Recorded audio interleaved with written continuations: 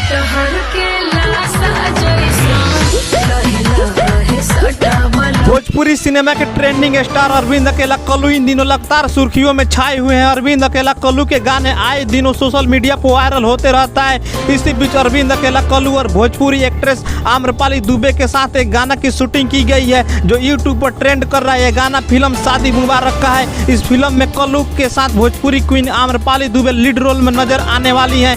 आम्रपाली और अरविंद अकेला कल्लू की फिल्म शादी मुबारक का एक गाना कटहर के लाशा जैसा दर्शकों का दीवाना बना रहा है। इस गाने के वीडियो में दोनों स्टार्स रोमांस की सभी हदें पार करते हुए नजर आ रहे हैं। गाने में अरविंद अकेला कल्लू और आम्रपाली की जोड़ी को खूब पसंद किया जा रहा है। फिल्म में दिखाया गया है कि लाइफ में शिक्षा का कितना महत्व है। शादी मुबारक एक पारिवारिक फिल्म है। फिल्म में कल्लू एक ऐसे लड़के की भूमिका में नजर आते हैं जो पढ़ाई लिखाई में बिल्कुल भी अच्छा नहीं है, जिससे उसके पिता परेशान रहते हैं। आम्रपाली दुबे एक मेधावी छात्रा की भूमिका में नजर आई है। आम्रपाली पढ़ाई में काफी तेज रहती है। फिल्म में ऐसा कुछ होता है कि आम्रपाली दुबे की शादी 10वीं फेल अरविंद अकेला कल्लू से हो जाती है। ये रही फिल्म की कहानी। अब आते हैं गाने की तरफ। भोजपुरी गाना कटहर के लाशा जैसन के बोल आशुतोष तिवारी ने दिए हैं, जबकि गाने को म्यूजिक ओम झा ने दिया है। गाने को अरविंद अकेला कल्लू और प्रियंका सिंह ने एक साथ मिलकर गाया है।